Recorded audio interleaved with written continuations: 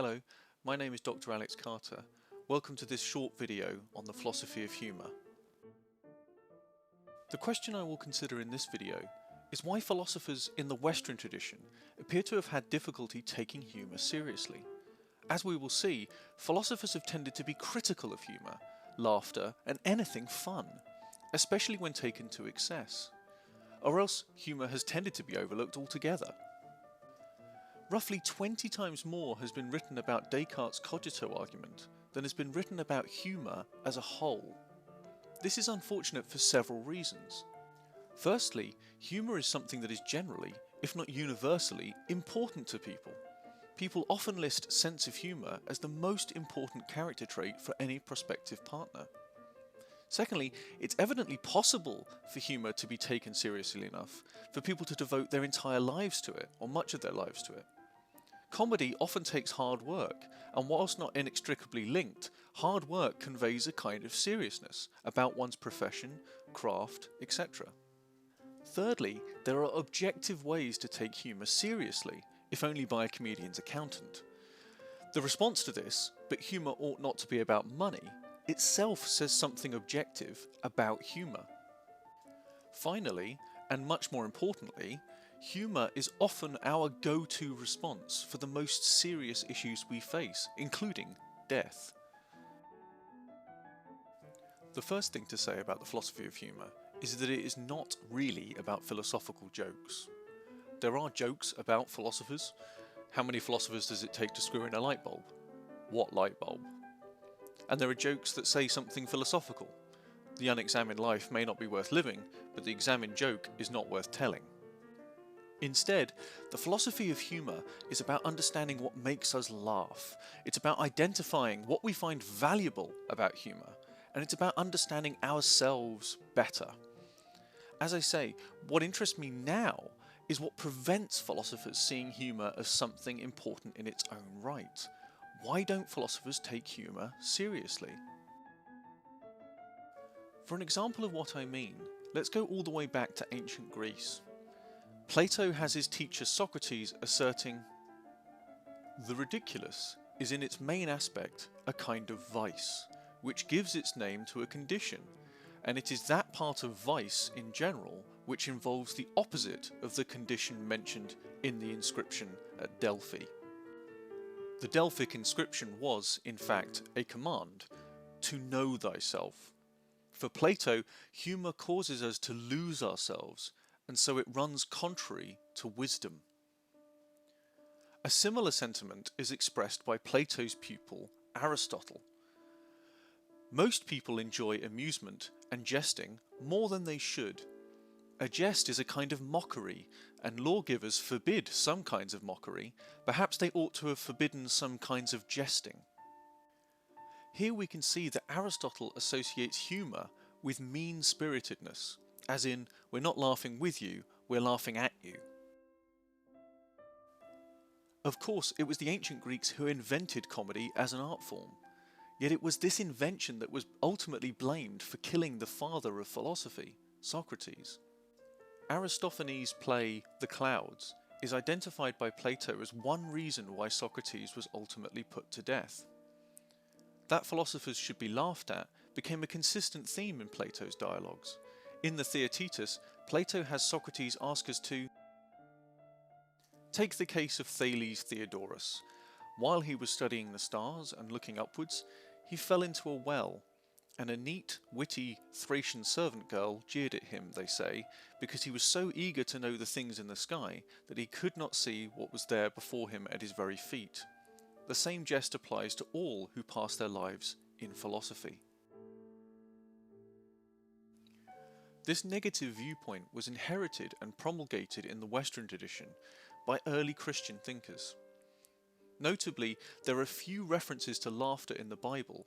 Of these, most appear in the Old Testament and are typically associated with God's ire. Here again, humour is associated with violence. The Lord, who sits enthroned in heaven, laughs them to scorn, and he rebukes them in anger, he threatens them in his wrath. Perhaps for this reason, several monastic orders forbade laughter, and even smiling during service. Benedictine monks were warned to avoid foolish chatter, nothing just to provoke laughter, do not love immoderate or boisterous laughter.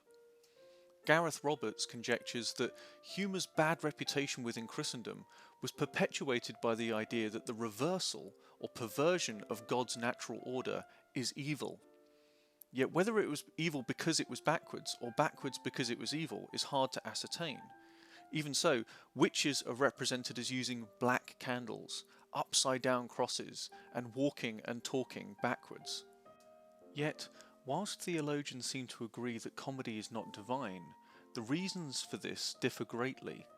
In the 4th century AD, John Chrysostom maintained that laughter often gives birth to foul discourse, and foul discourse to actions still more foul. Often from words and laughter proceed railing and insult, and from railing and insult blows and wounds, and from blows and wounds to slaughter and murder. If then you would take good counsel for yourself, avoid not merely foul words and foul deeds, or blows and wounds and murders, but unseasonable laughter itself. A millennium and a half later, the philosopher and theologian G.K. Chesterton offers a more sympathetic analysis. The tremendous figure which fills the Gospels never concealed his tears, yet he concealed something. He never restrained his anger, yet he restrained something. There was some one thing that was too great for God to show us when he walked upon our earth, and I have sometimes fancied that it was his mirth. This tension is powerfully realised in Umberto Eco's The Name of the Rose, where Yorgi conjectures that the comedies were written by the pagans to move spectators to laughter, and they acted wrongly. Our Lord Jesus never told comedies or fables, but only clear parables, which allegorically instruct us on how to win paradise. And so be it. William responds, "Monkeys do not laugh. Laughter is proper to man. It is a sign of his rationality." To which Yorgi responds, "But speech is also a sign of human rationality, and with speech a man can blaspheme against God. Not everything that is proper to man is necessarily good." As you may know, The Name of the Rose is about a book written about comedy that's been hidden by the church. William asks, "There are many other books that speak of comedy, many others that praise laughter. Why did this one fill you with such fear?" To which Yorgi responds, "Because it was by the philosopher." The philosopher they're talking about is Aristotle. What appears to worry Yorgi here is that laughter can be more effective than an argument in breeding doubt. All the more because, since it is not an argument, laughter can't be gainsaid. Even greater is the worry that, through association with the philosopher, Aristotle, laughter might gain an authority. One of the implications of the book is that the only defence from laughter is physical violence. It is unsurprising, therefore, that the Church's opposition to this book being released comes in the form of the Spanish Inquisition. Nobody expects the Spanish Inquisition! Yet whilst the modern era brought with it a more open-minded view of humour, this freedom of thought did not always translate into reverence.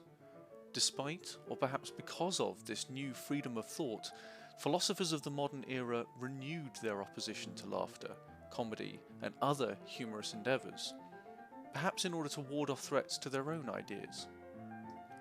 Thomas Hobbes felt that humour too often involved the apprehension of some deformed thing in another. René Descartes maintained that humour requires a sense of superiority over another that involves a joy mingled with hatred. Immanuel Kant acknowledged the pleasurable aspect of humour, but felt that this was fleeting. In humour, the understanding finds no satisfaction. And famously, John Stuart Mill once again invoked the father of philosophy, Socrates, to emphasise the higher pleasures of philosophy over any base enjoyment. We might put this persistent negativity with regards to the lighter side of life down to the simple fact that philosophers lack a sense of humour. All of this is irrelevant, however, since our question is not, why are philosophers not funny? Our question is, why humour as a subject cannot be treated seriously by philosophers. That philosophers might lack a sense of humour could only help in this regard. An alternative explanation is that humour itself is not something we ought to take seriously. At the turn of the 20th century, one philosophical disagreement in particular highlighted this problem.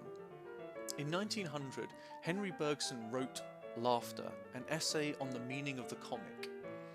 In the essay, Bergson bucks the historical trend by arguing that humour expresses something strictly human. In the age of Chaplin and music hall shtick, Bergson speaks of our laughing at things that reduce the human to the subhuman, the intellectual to the purely physical. Bergson maintains that this reduction can have its social benefits. It shines a light on what it is that makes us human to begin with. In response, Bertrand Russell, the most famous philosopher of the age, criticised the essay for overlooking the role the intellect plays in producing laughter. Russell himself had a suitably dry, even arid sense of humour. Most notably, Russell accused Bergson of seeking to codify humour by confining it to cast-iron formulas. In itself, this accusation is humorous because the vast majority of Russell's writings involved just this kind of cast-iron formula. Especially interesting is Russell's sentiment that philosophy should not deal directly with humour because it is too important to be turned into a theory. This suggests, at last, that philosophers are at least seeing humour as important and worthy of the respect due to life. What are your thoughts on the topics discussed in this video? In reflecting on this, some of the questions you might ask are: why Plato thinks that humour represents that part of vice in general which involves the opposite of the condition mentioned in the inscription at Delphi, to know thyself? In The Name of the Rose, is William right to say that laughter is proper to man and that this is a sign of his rationality? Why does Yorgi fear laughter being taken seriously in a philosophical sense? Are there any other reasons why philosophers might avoid philosophizing about humour?